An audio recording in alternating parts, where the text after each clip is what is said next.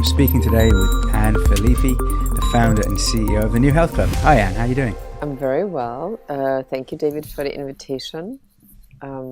Finally, we have the chance to extend our conversation that we started, I think 2 years ago or something. I don't know.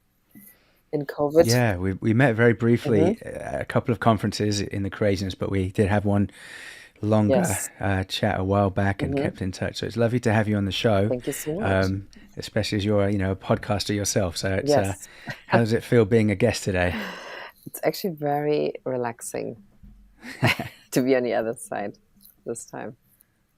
Yeah, and we've got plenty to talk about. So Yes. I'm hoping we can get to know your previous experiences in journalism Mm-hmm. and then hear about your work at the New Health Club now. Mm-hmm. Would you like to just start off by telling our audience a bit about you in a nutshell, kind of who you are, where you live, and what life's been like so far up until Yeah. now? My name is Anne Philippi. I'm like you said, CEO and founder of the New Health Club. We started in 2019 in Berlin. This is where I live also right now. And I was a journalist for a very long time. Worked for Condé Nast, which means GQ, Vanity Fair, Vogue. I lived in Los Angeles, was a Hollywood reporter for GQ. And before I had worked for Vanity Fair Germany, I should say. So, and then in the, 2017, 18, I came back from California and was not really looking into, or didn't want to be in media anymore in a way, because I thought it doesn't really make sense for me anymore. I also, as you know, the print media world was really on the way out, to say it friendly. And then I was also looking into other things than talk therapy, which I have done for 15 years, and there was not a lot of outcome. So then in 2018, in a year where I was really looking into, you could maybe even say like a new life, because I had come back from California to Berlin again. And then I found Michael Pollan's book, How to Change Your Mind. And I thought, this is exactly what I want, to change my mind. And there seems to be finally something that's possible. So, and very, very briefly, I looked into an LSD experience with a experienced person, with a psychiatrist, and I found it and had my first psychedelic experience ever. I don't know why. I think I looked into LSD because Michael Pollan was describing it so well. I could have also looked into another experience, but it's probably because of him that I started with that one. So, and then afterwards, I got more and more interested in psychedelics and was reading up about it. And then in 2020, I had another experience at Synthesis, this time with psilocybin, the high dose of psilocybin. And after this, I decided to really start the podcast, which is also called the New Health Club, on Apple, Spotify, everywhere where podcasts. And then, as we know, 2020, COVID hit, and I was just at home recording suddenly a weekly show with everybody in the field, and things happened very fast. And Dr. Bronner's came on as a sponsor. I had Rick Doblin, Christian Angermeyer, Paul Stamets, David Bronner, like all these people who are defining. Some big hitters there. Yeah. Big hitters now, so, who are defining that industry. And I think by the end of 2020, I realized suddenly, whoa, this is like already a whole community, a whole ecosystem that I had talked to in that year. And and then 2021, we got into an accelerator program called APX by Axel Springer, which is a big technology and media company in Europe, and Porsche, the car company. So they entertain an accelerator program. And suddenly there was a question of how to turn this into a business. And we can talk about this later, or we can talk about it now. Up to you if you have. Yeah, we'll definitely touch on it later. Yeah. So, and then now we hear with the New Health Club and just getting into the psychedelic ecosystem more and more. So that is my story. Beautiful. So do you still feel like you're a journalist? Because I heard you saying you were kind of keen to leave the field behind, but then you started a podcast, Yeah. which is, broadcasting. Yeah, I mean, it's kind of, I mean, first of all, I think I was never the journalist like you normally have in Germany, which does like tons of research and is very critical of things, which is probably because why I ended up in the entertainment industry where people are not very critical, I would say, because they're looking into entertainment. But I just, of course, like my first perception of things is mostly questioning things, not questioning in a way that criticizing, but asking questions about things.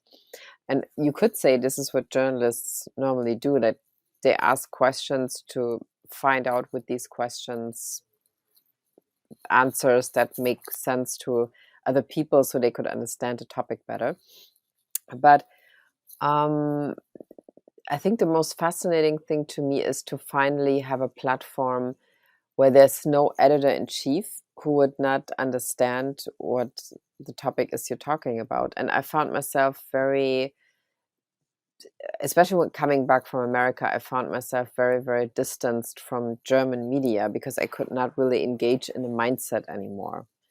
And until today, I could not come back to a German mindset in terms of creating stories, talking about I don't know, like characters. So I would say I developed a rather an American narrative or an American way, or maybe a little bit of a British way, but maybe more American, to look into stories, to look into companies, to start a conversation in a podcast. So, and then I thought, well, I mean, maybe, yeah, it is still the journalist component is really strong, but it's not the only thing that I would be interested anymore.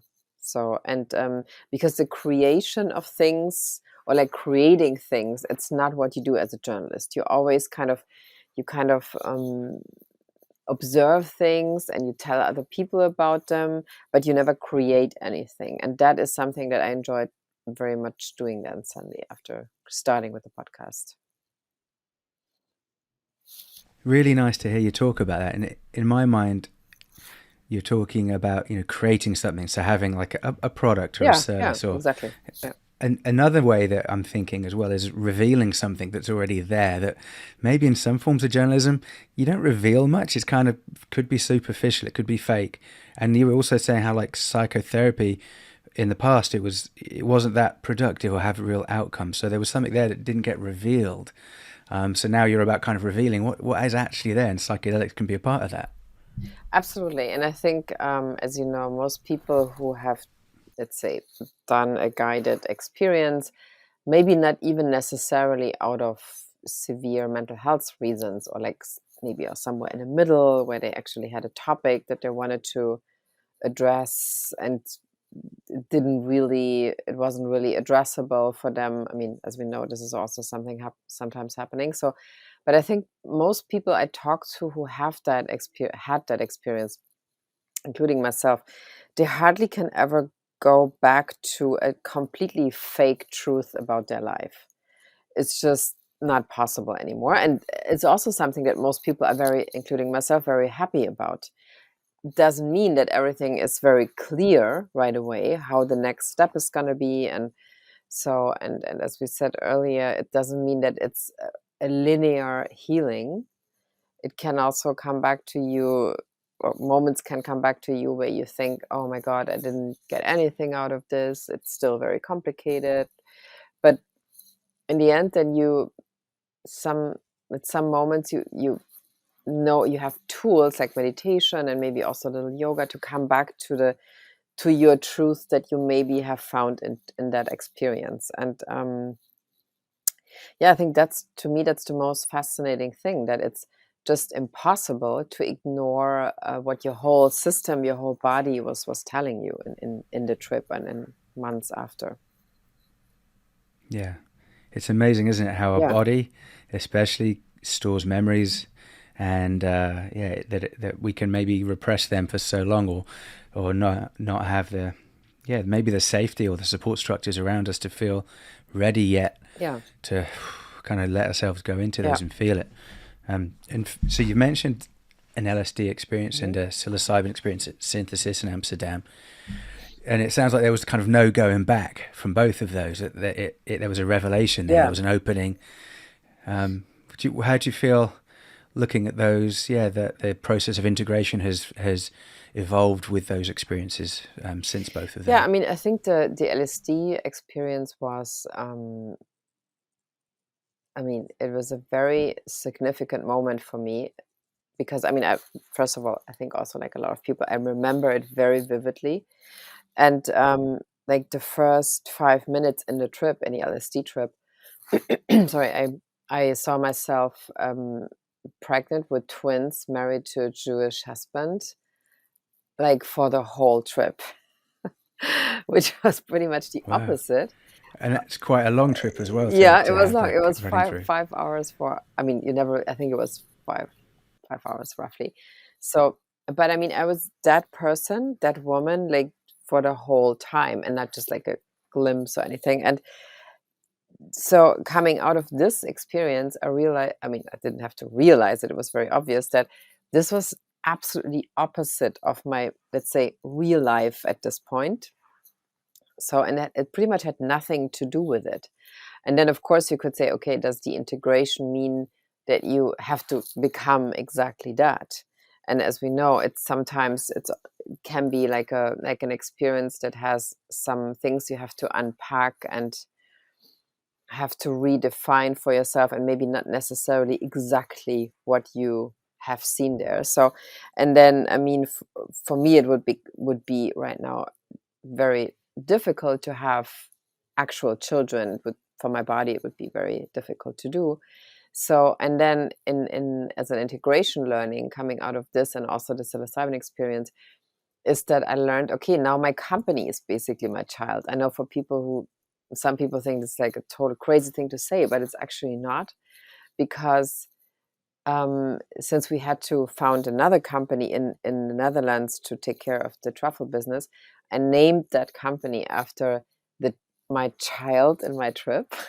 So, because the name was like, I had a real actual child with a name, and it was talking to me, and a daughter actually. So, and it kind of felt like this after in the integration process, that this can also come out as a result of a, let's say, pregnancy, that you create a creative, I don't know, entity, like something like a company.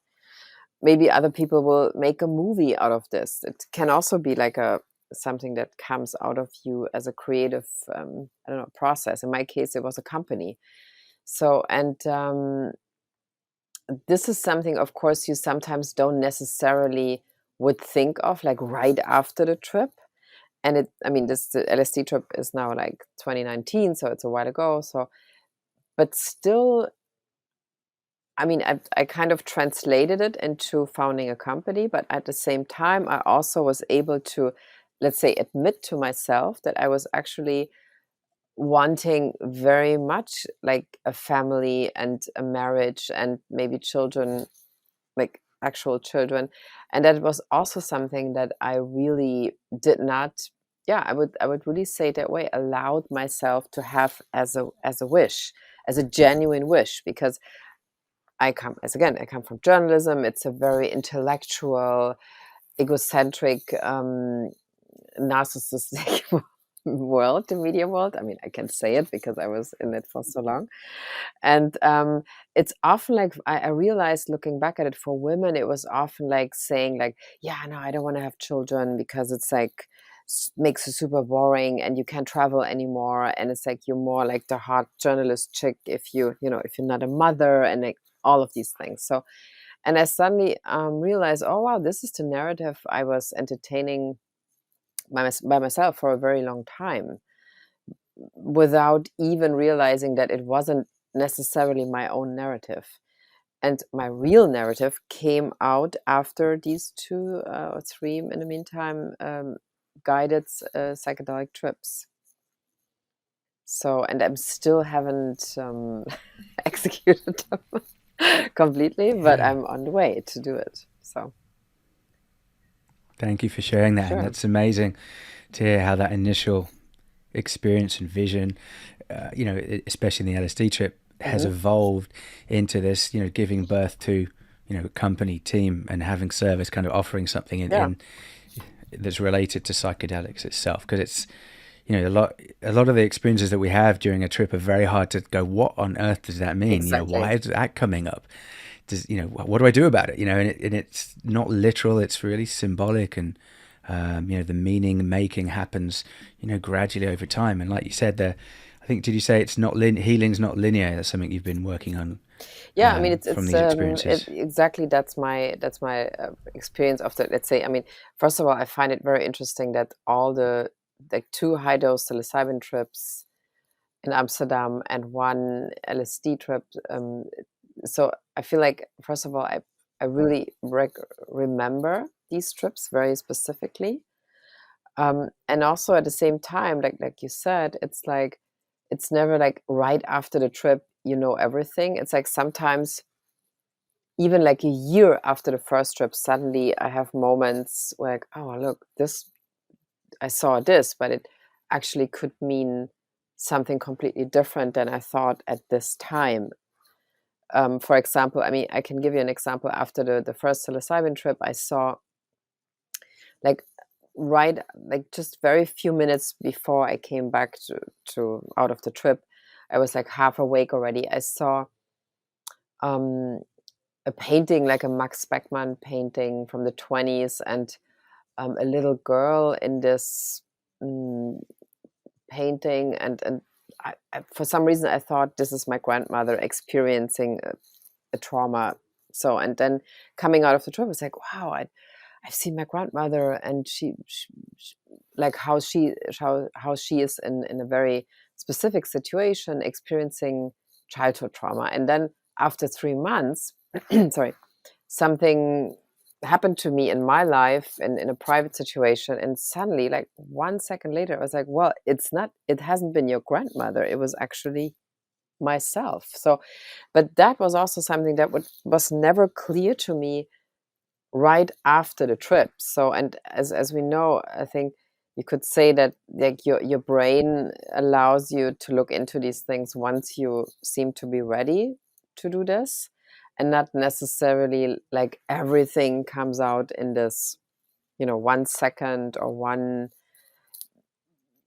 hour after the trip. So sometimes it's like a process, even with trips that are a while ago, where you have insights that tell you what's going on with you, maybe. Yeah, and it's interesting trying to get a conceptualization of what is trauma. And I think the list Oh, is endless yeah, about what is trauma and yeah, creating trauma, living in trauma. And it can be just an incident, a one-off, but it can be something that is, ongoing as the way that life is. And so it could be something that's been either forgotten about, or trauma could be something that was just normalized and thought, well, that's just how it was. That was just normal life. That's how they were, or my family was, or that relationship was, or what my workplace was like, or my town, my society, my culture that I live in, absolutely, yeah, inherently with trauma being part of it. And when I think people have psychedelic experiences sometimes where through going into that more in tune part of self, we realize, wow, I've actually had a lot of trauma that I haven't forgotten about. I just didn't realize that it traumatized me so much. yeah. And I mean, as you say, this can sometimes take, like, I don't know, like 20, 30 years. And I mean, we have a lot of people approaching us, starting to look into topics like trauma, and it often happens, that's what I see in the requests. It pretty often happens, let's say, after 40, where people really come to us saying like, okay, I always thought there was something, but I wasn't really sure.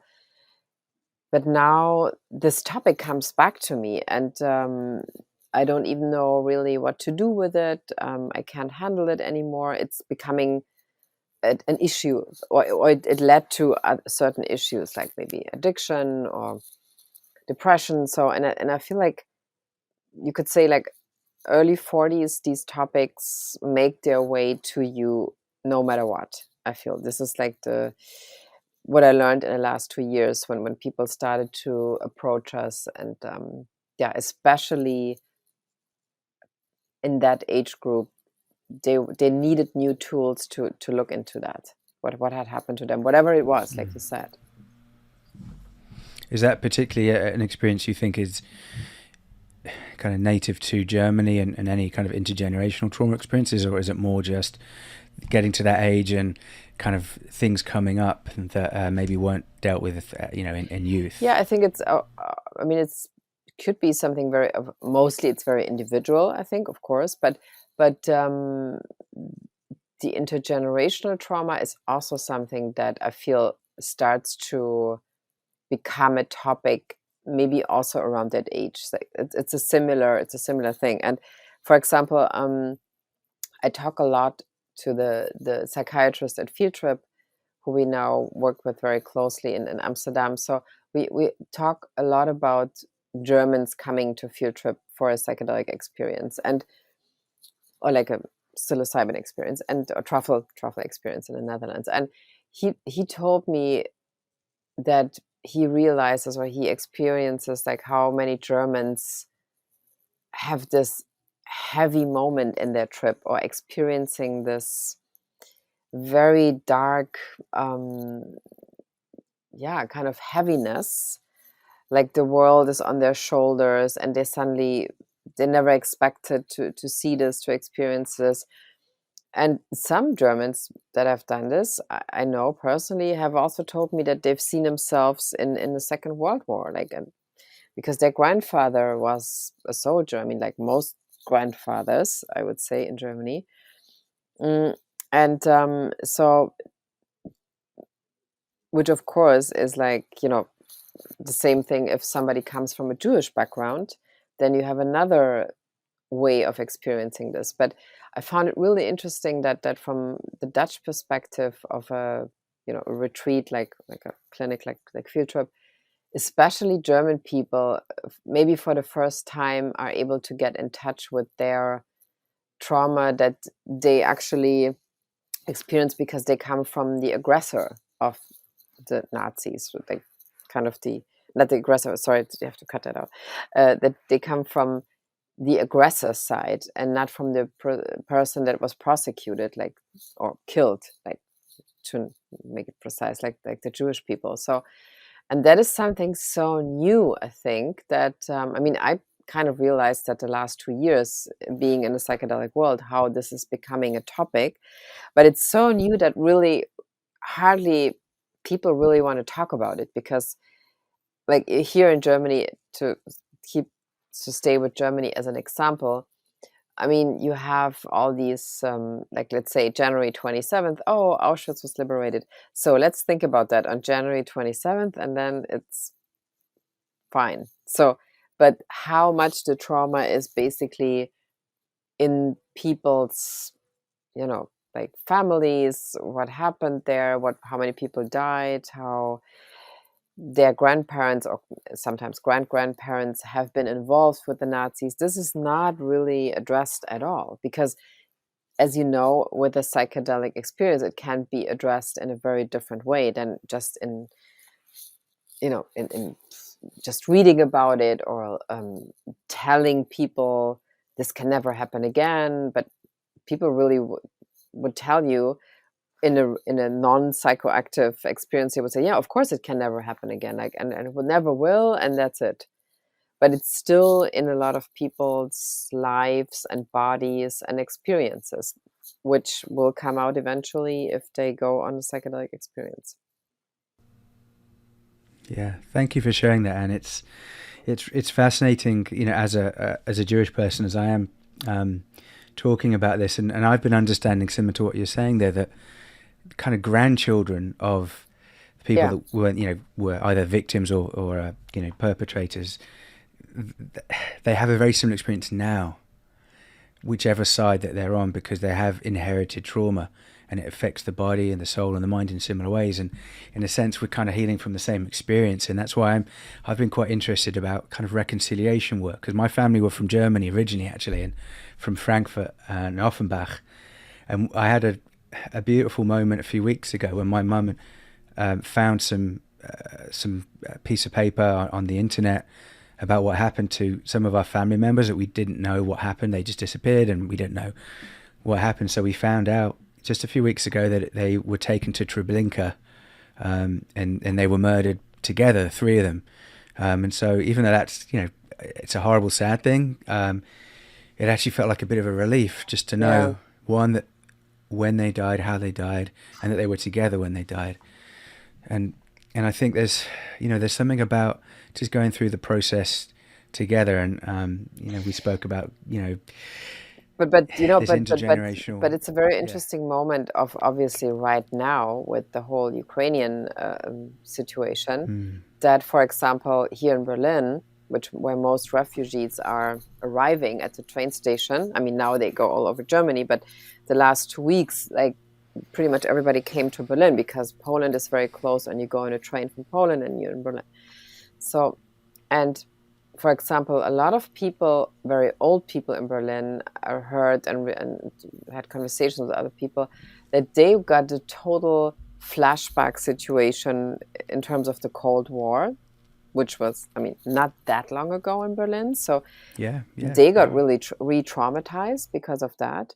But also, I thought it was also very interesting that I witnessed that Berliners are helping the refugees, like really.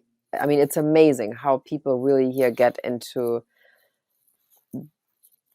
to offer, like, for families to stay, to cook, to give them stuff, like to bring them to places, to all the official, places where you have to go to get signed, or this is like that they have your name where you can stay. And so, and the network, or not the network's actually the wrong word. Everybody is just, there's no question that you will help people coming from Ukraine. There's no discussion anymore about like, but there's so many refugees, which used to be like 5 years ago, I think, when the Syrian refugees came, or 4 years ago.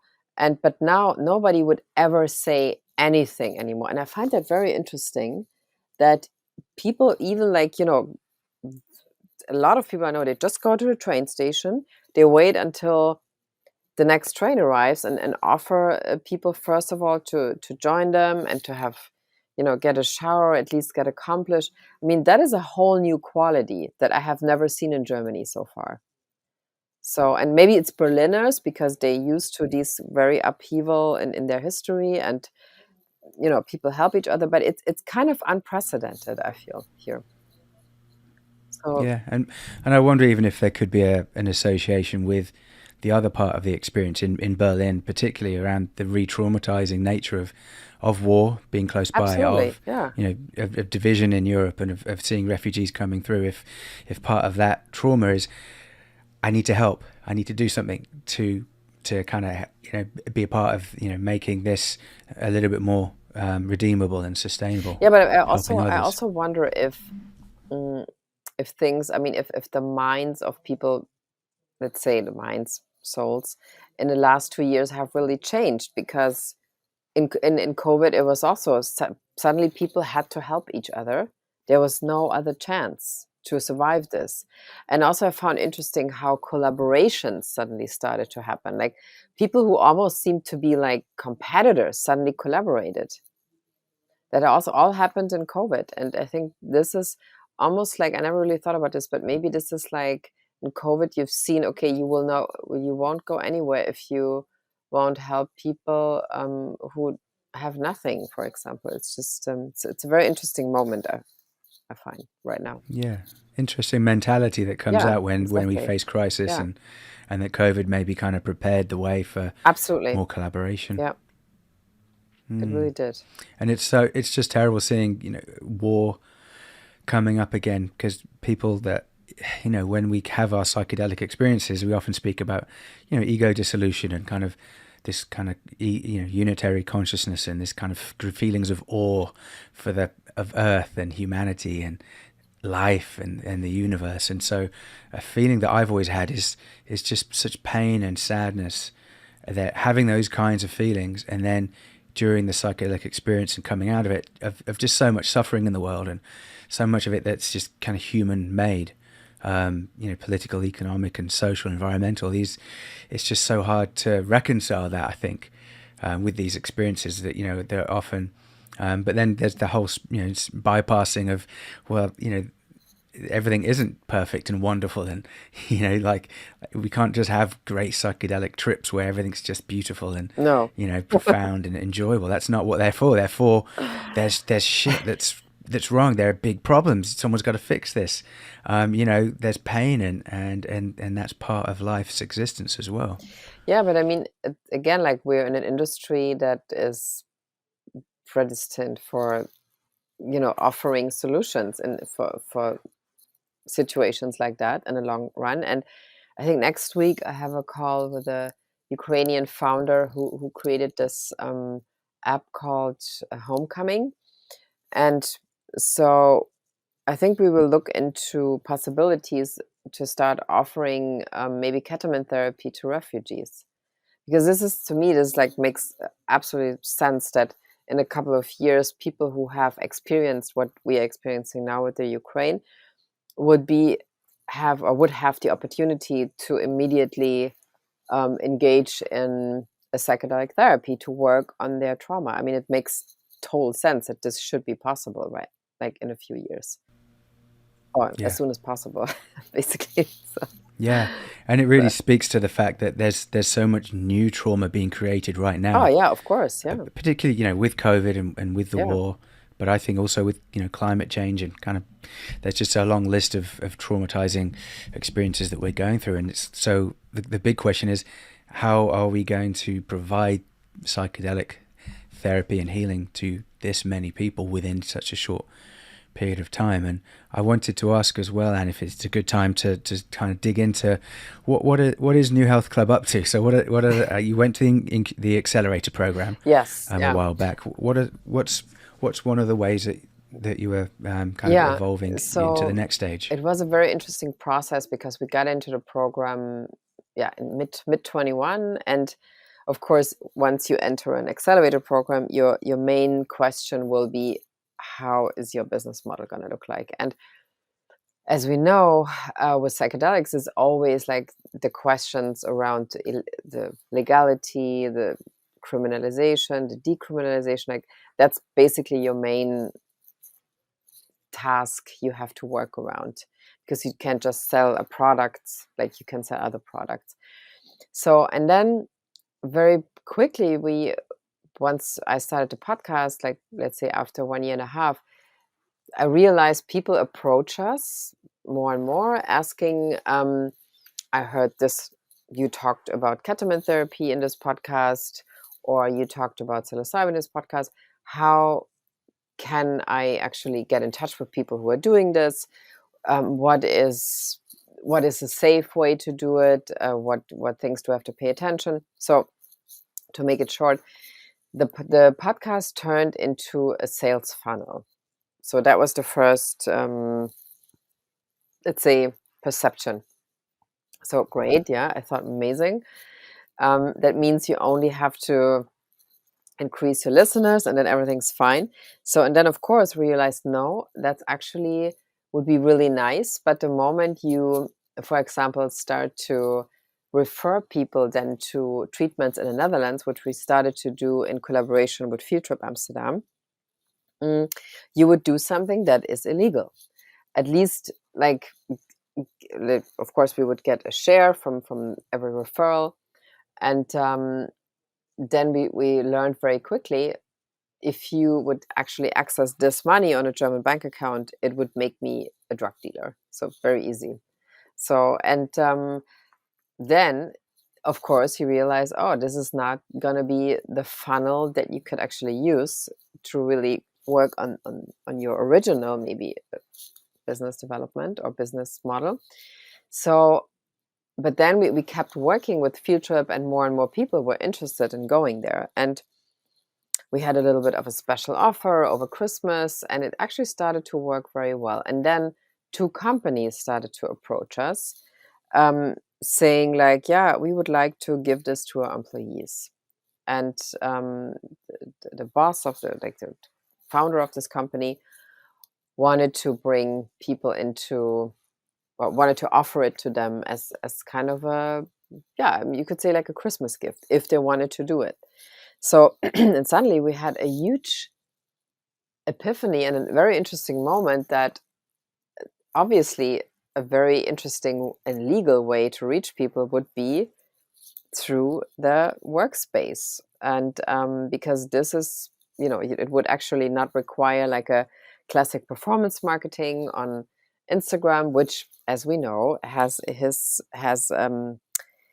yeah, I mean, it's not unproblematic, even if you do it in a country where psychedelics are, or truffles are kind of legal, like in the Netherlands. So even then, your Instagram account might be closed, and everyone in this industry knows how fast this is go. Even if you're like a nonprofit organization, it can go very fast that somebody there just shuts down your 500K followers, and then this is where your sales funnel goes. So and then we realized very quickly, oh, so if we actively, let's say on a B2B level, talk to companies, that whole problem is gone. And then I went to Amsterdam to found a second company that is now related to all the truffle business, let's say, and to all the referrals in terms of truffles. And of course, we still work with ketamine ideas around Germany. So this is again then in Germany more easier to accomplish, because once you have a prescription from a doctor is involved who's working in a connection with a hospital, this is not very complicated to do. And I mean, you can set up a practice with that. So, but as we know, psilocybin is very complicated to do here, meaning actually not possible to do unless it's a clinical trial. And so coming out of this, let's say, a startup journey, we actually now are looking into a company that is offering psychedelic experiences and therapy for whole companies, for the C-level and for employees. And for employees, we're just working on a, let's say, product that would actually allow companies to give this to their employees as a benefit. Actually, a good example to compare it a little bit to is how I think 10, 15 years ago, a company from San Francisco, I think it was, they started to offer Facebook, or other companies too, but Facebook was the first, I think, who went for it, to actually come if a woman at Facebook between 30 and 40 wanted to freeze her eggs because she wanted to focus on her career. So the company offered to Facebook to actually arrange for the woman who wanted to do this, the egg freezing, and paid actually. Facebook paid then for the treatment. So, and that became very popular because a lot of women were thinking, oh my God, I'm in this age. Should I go for career? What if it's too late? And all that. So, and then other companies picked that up. And I know that a lot of people didn't like that at the time. And I remember like having conversations about this. But I thought, as a woman, for example, it's genius because it's very expensive. A lot of younger women now will do this like as a totally normal thing, or even expect the company they work for to offer this to them. And I think this will be the same with psychedelic therapy or psychedelic coaching. I mean, it doesn't have to be necessarily like a mental health treatment. I can also imagine, and that's already showing with a couple of cases that we're working with, there is a younger generation who actually sees the benefits of a psychedelic, let's say, leadership coaching. So, and that doesn't mean like it has to be like a egocentric, I'm going 6 months to the Amazon and then I change my whole life situation. It can be something that's integrated in a work environment or in a requirement for a new time of, as we know, a new time of leadership has to come, a new kind of empathy has to come, a new kind of company culture has to be developed. And most people in the, let's say, classic companies in Germany, they have no idea how they should do that. They keep saying like, oh, let's be diverse, let's be sustainable. But, you know, these words can become very quickly like just, oh, let's give this job to a woman. And then, okay, that's it. Like just now we're diverse. But it doesn't really change like the system from within, let's say call it that way. And at the same time, as we've seen with Dr. Bronner's, they're already now offering to their employees, if they would like to look into this, they offer them a ketamine-assisted psychotherapy, and Dr. Bronner's would pay for it for a couple of sessions. So, and especially after these last 2 years, where a lot of people, as we talked earlier, went through maybe their traumas again, or they're just plain exhausted because there was so much on their shoulders. Maybe they had like tons of homeschooling to do, and you know, all these requirements, all these burdens that every one of us had suddenly to deal with, and without knowing what the outcome would be. I mean, before the vaccination, it was such a weird year. Like, I mean, now with the vaccination in the game, you could say, okay, at least we can have like a prospect. But before, I remember there were so many people who really wrote to us, I never thought I would do this, but can you tell me about microdosing? I can't handle this anymore. Like very responsible parents, I want to say, approached us.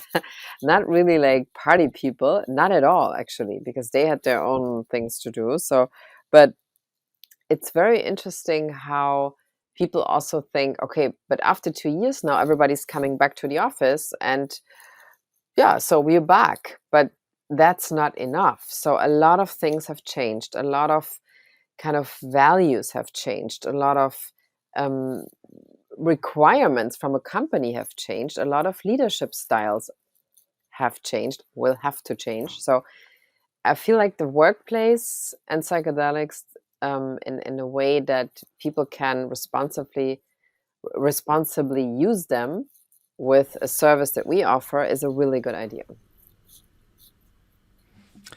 Wow, this is fantastic news. I'm delighted to hear about it. Yeah, I haven't quite heard of someone doing this. There's been questions around kind of employees and groups, Yeah. using psychedelics in a kind of a group setting. But it sends such a powerful message that, like, the boss, an employer, that the whole organizational level supports people using psychedelics and psychotherapy, obviously, as well, to be able to just process what life is like, and to look after yourself, and to maybe, I like the idea, as well as trying to use it as a way of transforming the culture of the workplace. Yeah, and I think also that's really powerful. I mean, I think if you, let's say, I mean, it's just an option. You don't, nobody is forcing you to do it. But if you have an option to do it as an employee, and some people enjoy being an employee, they don't want to be in a leadership position. It's just not everybody's cup of tea, let's say. But some people are just very happy as an employee. And I really don't mean that in any way, in a negative way. It's just like a total normal thing to say, well, I just do that and I have maybe the rest of my time for my family and stuff. So, but I mean, I think one of the big things, advantages for employees is, I mean, I really want to say that it's possible, I think, to prevent a kind of burnout once you have, let's say, a psychedelic, safe, legal, and vetted psychedelic practice. Because I mean, if I look back at my last 2 years when I started my journey, like 3 years maybe.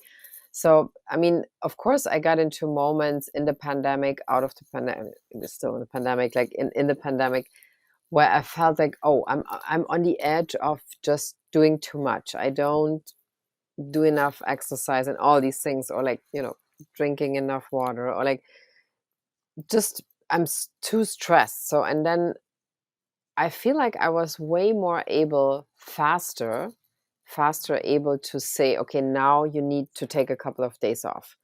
And I mean, since we talked earlier, I was a journalist. I was traveling like crazy for years, and I didn't have that, let's say, yeah, almost like tool in me, or like moment in me where I told myself, okay, now you need to take a break. And sometimes I have to say I'm really surprised why I didn't burn out in that time. And I think the first time, like when I lived in California, because you know how it is in America, you kind of hustle as much, twice as much, like 5 times as much as Germany. So everybody has to. So especially in Los Angeles. So I think there was a moment, the first time, where I realized, wow, there's something that's too much, but I still couldn't really figure out how to really see the specific point when I had hit that, actually, let's say, scale, that moment on the scale. And I really think that with a psychedelic experience, or like a regular checking in with you based on that psychedelic experience, maybe even like to go on a guided trip twice a year or once a year, it's really easier to acknowledge your body, to have a communication or conversation also with your body. Like, because you know, like we always, like, we don't say, oh, I'm tired, I feel like I need to take a break. Then we mostly overstep that moment, because then you have another coffee, or you go for a run, and like all these kind of, tools we have in our Western society to ignore our limits, like our kind of exhaustion limits. And then your body shows you something else that is maybe doesn't feel right, and you still ignore it, and you still want to ignore it. But with a psychedelic, let's say, tool in your hand, I feel it's much easier to really tell yourself, okay, now you just take a little break and just listen what's happening. So, and I think that could be something very, very valuable for anybody who is in a rut of working and producing and being a parent and being a husband or wife. Like, so this whole crazy circuit that most people are in these days. Yeah, I've worked in places before where there are things like, employee wellness and Yeah, employee yeah, health, and they, encourage you to do stretching at your desk, yeah, yeah. and That's it. maybe do a bit of yoga and meditation, drink more water, have less caffeine, go for a walk at lunchtime, and that works, because sometimes I hardly ever get away from my Yeah, laptop and my yeah, desk, of so I need course, to. yeah. My thing right now is drink more water and go for more walks during the daytime, similar to you. But But this is really different. yeah, and I think, I mean, like a couple of weeks ago, I saw this article about Mark Benioff from Salesforce, who bought a retreat outside of San Francisco. I mean, not a psychedelic retreat, but like a, a empty wellness retreat, I think, like a big piece of outside land, or he builds it into a retreat, I think. So, and then the Salesforce employees can work, I think, 3 or 4 days a week. They can work there, and then maybe go one day back to the office in the city, or maybe even like do like work from home the rest of the time. So, and I think that was super interesting, that, I mean, such an established, really big company is actually showing that, okay, these 2 years, or 2 or 3 years, we can't go back to the time it was before. So, and although we want to think, okay, now I just pretend I'm the person that I was in January 2020, but it won't work for nobody. So, and I thought it was super interesting that he basically made a very big decision based on that experience.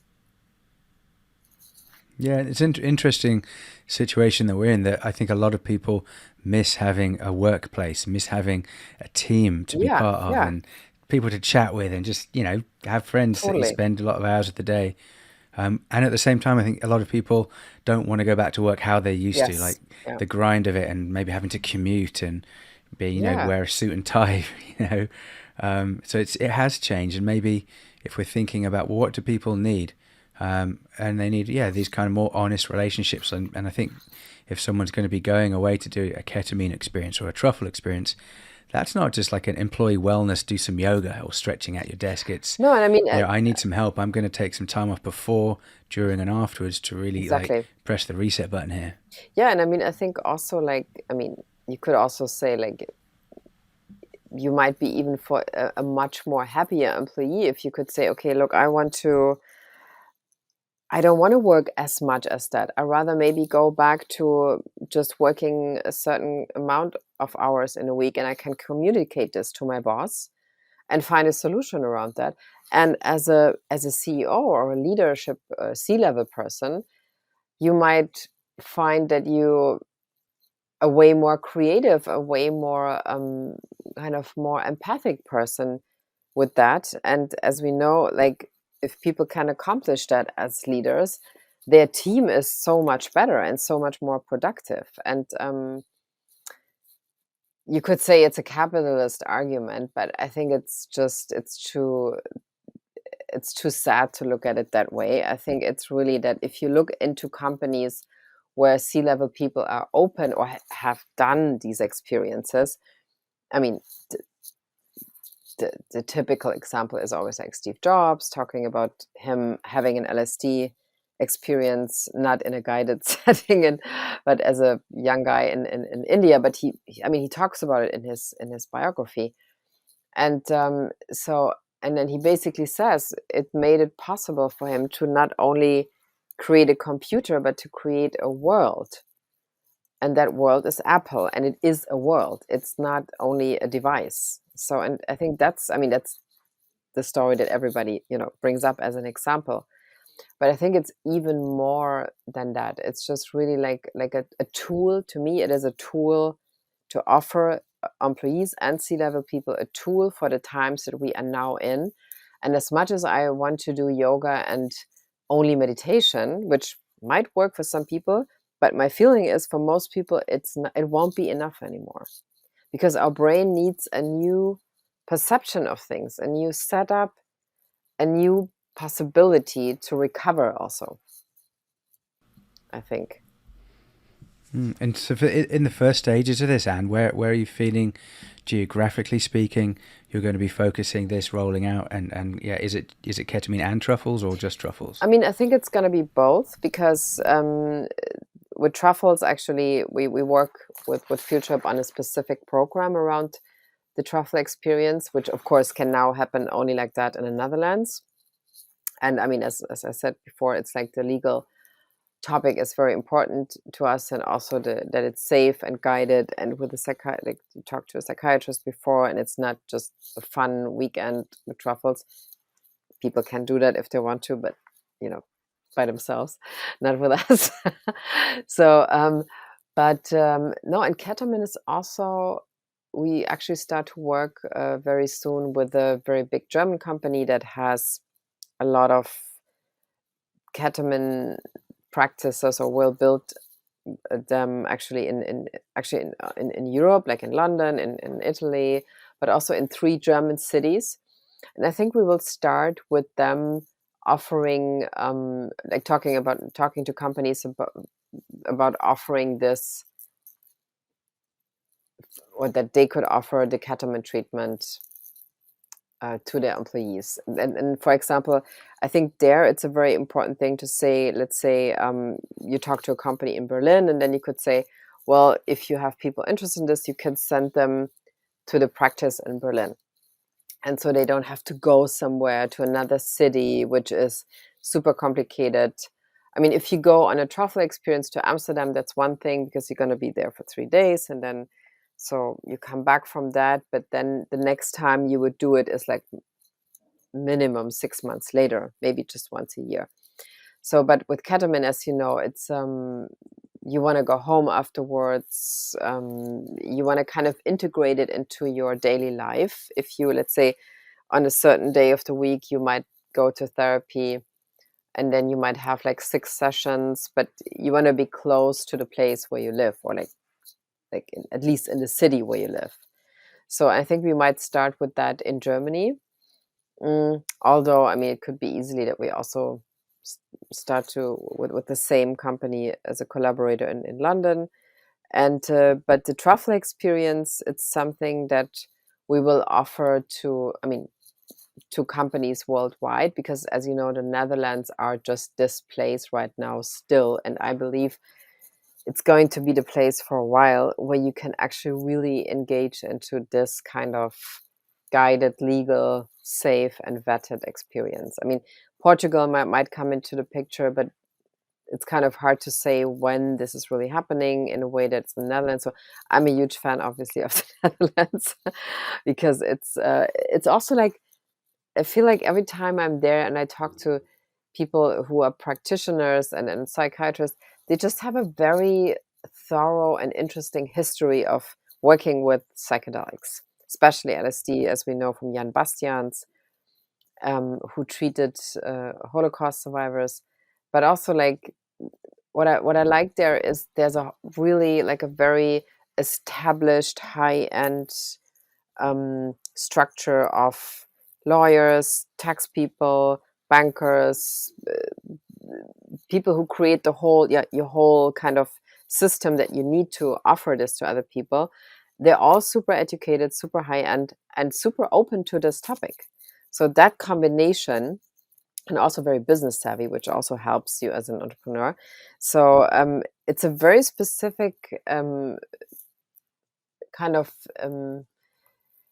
almost like an inspirational energy there in the Netherlands, I feel, around the topic. Yeah, it's a special place, isn't Yeah, it? it And is. there's Yeah. nowhere like it in Europe. I've been there twice before, and Yeah. it was, definitely more on the kind of hedonistic side of things, because I was thinking a teenager and then in my early 20s, the two times I've been. But yeah, if you want it to also be, a place of serenity and healing and of openness, it's an amazing place. And I think being able to do truffle work as well as ketamine is great. And I've heard of a couple of places that they're making the ketamine therapy available because it's legal domestically, but then if people say need or want to do a little bit more and go a little bit deeper, to go somewhere like Costa Rica or Mexico or Amsterdam, Yeah. just to really press the reset Yeah. button Yeah. and take more time to kind of to journey and heal. Yeah, and I think, I mean, as you know, like, there's certain topics that you cannot address without a high dose. So this, I mean, for most people, this would not work. If it's just like a once in a while couple of truffles over the weekend, I mean, and then again, I mean, for some people, this can also be horrible. It doesn't have to be like a super fun trip for everybody. Suddenly things come up that you cannot really, where you're not guided. And to me, I mean, I would be the perfect person who would never do this before, because I would be super terrified. I was just able to do it in a guided situation, and I'm super happy I did it. Actually, in the first time I actually got in touch with it, I would not be a person who would just take it like that. Yeah. Yeah, everyone's different. It's great to know Yeah. what you need, and it's that's awesome. I'm just noticing the time, man. So Yeah. I want to ask you some questions Sure. about any things that's happening, the next few months or in the year 2022 that you want to tell our audience about. Any articles or books you're writing or conferences you're going to, any other Yeah. I partnerships mean, that you're excited yeah. I to mean, tell. we will certainly pretty surely strengthen our partnership with Field Trip Amsterdam, which keep saying Amsterdam because the ketamine department, as we know, is in America and Canada. But so we will totally look into more truffle collaborations with them, and there are a couple of very exciting things that are coming. And and I think then my co-founder, who is we're just in the process of figuring everything out, but I'm very happy that this is finally happening. So I think we will actually visit most conferences this year, and at summits already kind of in the making, and then talk about this idea of bringing psychedelics to the workplace and why why this makes a lot of sense to us. And in general, I'm just very curious how this 2022 year will play out, because as we've seen, like, I feel like 2 years ago there was hardly any content. Now there's a lot of content. It's a lot of newsletters. It's the information is becoming really broad and interesting, and you can choose and pick from so many outlets, which is amazing, I think. But I think it's also time to look into new models, how to actually, how to, to say, let me rephrase this. So to me, the most fascinating thing in this whole new industry and ecosystem, and I think for the next couple of maybe probably 10 years, is how to reintroduce psychedelics into society in a way that it's not dangerous, that it's legal, and that it's really kind of providing a tool for us for the coming years. And of course, the medical model is absolutely interesting. It's absolutely necessary also, I think. And it's also great to have more studies in universities that show how psychedelics actually work on you, on your brain. So we always use that also as a confirmation if people are, as you know, often very suspicious, what is this doing to them and everything. But I think in 2020, like the goal with this, let's say, first of all, it sounds like a straight B2B funnel, but I think the reality is that it's going to be a version of reintroducing psychedelic as new tools to the societies to come. That's what I'm mostly interested in. Beautiful. That sounds wonderful. And that's part of the process of the conversation's already started. So the Yeah, content's out there. yeah, It's out. So now how do we kind of mature the conversation so that yeah, and the also, trauma that we're going through is go ahead. yeah, but I mean, to mature it, but also like look at it from very different angles, not only like, because I mean, as you remember, like 2020, the focus was, and rightfully so, very much on mental health problems. I mean, it's still the focus number one, as it should be, because it's the biggest worldwide problem. But I think it's also healthy for the conversation and for the progress to have to allow other perceptions, other ways of almost like prevention of depression. Because I mean, again, like one of the things we talked about my LSD trip, and one of the things I thought when I just got out of the practice from the psychiatrist, I totally remember thinking like, wow, if I would have done this 10 years ago, my life would be totally different. So, and I thought like, wow, I would have saved so much like lifetime actually. And then I thought like, wow, if you do this in, of course, at an appropriate age, and you can really see what's really important to you can actually really go in that direction, which means most people who are suffering from depression haven't gone in a direction that they really want to go to for a very long time.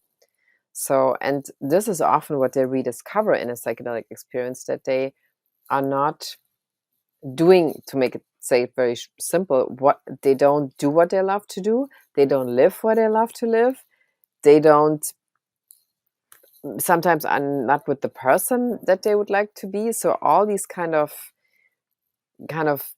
things that contributed maybe to their depression, and something what's very interesting to me in the recent months is, and I think Rosalind Watts also talks a lot about this, and some other people in the space, that you can have the psychedelic trip, but what happens then, and then you have like well, let's say you have an amazing psychedelic trip, and then you go back to your shitty life and you don't change that, and you don't go in nature, and you don't have a community, and you're in a toxic relationship, then the trip doesn't actually matter in a weird way. So because, and I think that's also something that's becoming now very clear, that the surrounding where you actually land after your trip has also to be transformed. And that's coming back to the example what Mark Benioff did. Like he presented a whole different surrounding um, that is not really the same anymore, like people used to work in his case used to work in. So, and I think, let's say if you, and we're gonna probably gonna work with I can't disclose it yet, but with a university on this, especially the C-level idea, like how a leadership with or without psychedelic coaching looks like. So I think in the next 5 years, there might be completely transformed companies coming out of a psychedelic leadership idea. And again, that doesn't mean like um, like the crazy CEO who's like, going crazy on ayahuasca. It's just, or like other toad venom, or like whatever you want. But it's just really like to have a very conscious use of these substances to really look into a better understanding of a very productive and creative community that is not suffering from toxic work environment anymore, which is possible, I think. Yeah, and it's a part of the psychedelic industry or landscape that hasn't really been tapped into too much. But if we're thinking about policy and regulations and decriminalization, if there is a voice in the business community that's saying, well, this is helping my employees, work and be productive, but just be happy, to be healthier, and to feel better about life and to have like just a better place to work as a team, then that's really putting a strong message out there to policymakers Yeah, and yeah, lawmakers about what's okay, what's helpful, and where how should this be regulated. absolutely. And I think again, like I just keep having that experience that people who are in their 30s, they don't have any kind of storytelling anymore about what we kind of still suffering from, like the war on drugs and this and this makes you crazy, and like this whole old narrative around psychedelics. They just don't have that anymore. And the moment they would get the opportunity, let's say, to engage in this for several reasons, and several reasons, personal reasons, employee reasons, leadership reasons, I think most of them would actually tap into that at one point, because it's also a great tool for decision making, any kind of decision. I mean, I think it's like the decision, like, yeah, the decision will often come to you after a trip, and in what costume, of course, we don't know. And that's why, of course, integration is super important. But I think it could be a really interesting tool in the future to have, just, which it, as we know, which it already was like long time ago, and at least to access spiritual moments. So, and even and also that, I mean, that's a whole other topic that we now can't get into anymore. But I mean, that's also something that, as you know, people are longing for, that this is completely expelled out of our Western civilization. So, and but still people are looking into it like crazy, and looking for it also. Yeah, yeah, it does feel like there is no way back now. Like the cat's out of the No, bag. we cannot say that So there's we a have way to say, back. okay, so how do we actually make this Yeah, workable? Like, let's yeah, figure this out. Let's yeah, sit down and design something that has never existed before, and it's exactly. going to include, yeah, policy and law, but yeah, also like how can it be accessible and affordable? In Europe, it's going to be very different to America with different healthcare systems, but it's a different kinds of conversations. Yeah, but I think, I mean, it's not impossible. I mean, it's just, I think the narrative, the more I think about it, the narrative is still, I mean, obviously, the number one argument is that everybody can drink 5 bottles of wine at night and nobody would ever say anything. I mean, that's still the best argument, according to David Nutt chart, to tell people what's actually the most dangerous. And I mean, probably most people never would believe you even saying this until you show them this is the chart and so and so. But I mean, there's still no conversation about that. So I mean, this is like the whole, the whole what Michael Pollan's second book was about, like how caffeine in a certain amount and opium in a certain amount, this whole kind of redefinition of substances. I mean, I think that is something that is just happening, and nobody can really do something against it. People will go for it by themselves. Yeah, I think the more data that we've got, the better. So Yes. just talking Yeah. about if you're working with that university, and we look forward to hearing about it when it's Yeah. time, and We businesses to will. show this is the data, this is what we're seeing. Can't Yeah. really argue with that. Exactly what David Exactly. Nutt Yeah. did. Yeah. This is the evidence. Are you going to believe it, or are you still going to have like racist and kind Voila. of Yeah.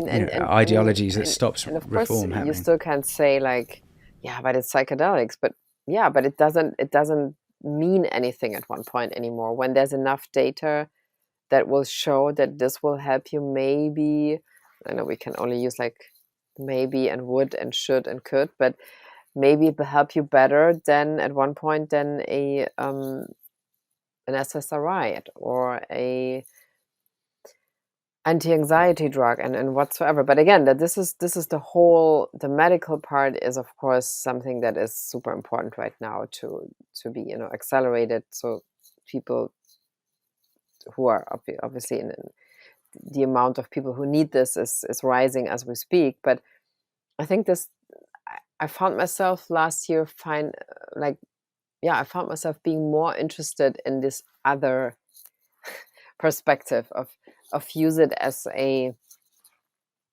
yeah, as a tool and almost as a prevention for things. So of course this is something that we will need more data about, but again, like a certain generation of people is doing that already, like without even thinking about it, that they are doing it. So Yeah. Yeah, and just hearing you say that if you had your psychedelic experiences 10 years earlier, your life yeah, would have 100%. had a different feel to Yeah, it. yeah. And it's not something that we should hide and be scared of. And I am really interested when people say that psychedelics aren't just there for like when everything else has been tried and someone's desperate and everything else has No, failed and yeah, their yeah, life is terrible. They can actually be there when life's okay, life is good, exactly. and Yeah, they come in just to make it even better, like deeper and more authentic. yeah. And it's almost like your own inner GPS, you could say. I mean, I really look at it that way. Like it shows you, don't go there. This is not maybe your world where you think you should be, but you could look into this world. Because it seems to come up in your trip. Like with me, it would Judaism, and which I seem to be very attracted to. And I kind of on a very irrational level, I always knew that, but I never really actually saw it in front of me. So, but I mean, I think it's, yeah, it should be like a modern GPS, internal I GPS. love that. Yeah, because when you're talking about GPS, it's not just talking about where am I going. It's like where have I come from? Like Exactly. from Yeah. the beginning. What has happened since the very beginning. Of my journey Yes. of Yeah. life, and it brings clarity to that, to the past, not just to the future. Yeah, and then you know all these articles like these Instagram posts, people saying, yeah, that your truth is inside you. Fine, but how do I find it? So if it's inside. So and I think with a really, I mean, of course, if you're in a position to do this, of course there's a couple of safety things, and I mean I cannot say this enough, but I think you can find this kind of truth with the help of psychedelics. And I mean, to people I talk to who have experienced that, I mean, whatever substance it is, it doesn't always have to be like psilocybin or truffles, but pretty much that's the bottom line, what people really say. And at the same time, we should not really forget to say those people who found that had also done a proper integration and keep doing it, even after months and months of experiencing what they've seen. So and Yeah. that's very important, I think, too. Yeah, and keeping in mind, maybe as one last thought, that traditionally integration was part of culture. So Voila. Yeah.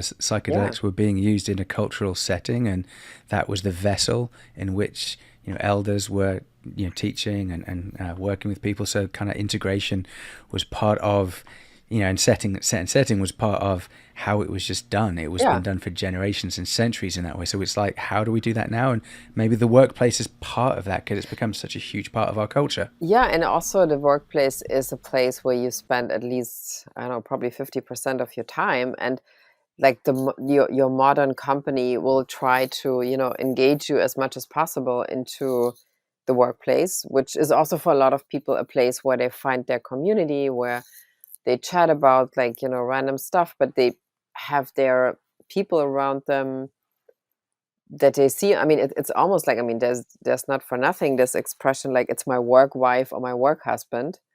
So, and it's a really integral part of most people's lives. And then if you think about it, why shouldn't that place be the place where you could experience and have, introduce psychedelics to you as a support system to maybe make this other part of your life than your private life also as enjoyable and productive and community driven as possible. It's like we work for psychedelics. Don't we have to cut that out?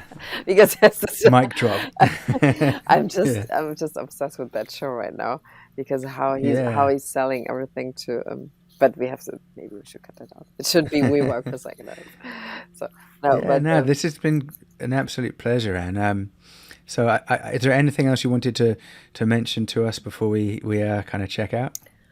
No, I mean, I think that this year this is what we're going to work on, and of course if anybody's interested for their company, it would be amazing to get in touch with us. Just Anne at thenewhealthclub.de, and I'm super thrilled to welcome requests in terms of the C-level retreats or the employee opportunities. Yeah, wonderful, because I'm sure there'll be people thinking, is this possible? Oh my God, I've never heard about that. And they'll be very tentative and thinking, God, can I really do this? Can we talk about this as a company? Yeah. Because it makes sense, but it's probably a scary conversation. So yeah, definitely everyone out there, Anne's a wonderful person to have that conversation with, I think, because it's... Okay. Yeah. Thank you. It was great. All right, so Anne Philippi, what a pleasure. Lovely to have you on the Psychedelics Today show. Have a wonderful day. Thank you so much. You too. Bye-bye. Bye.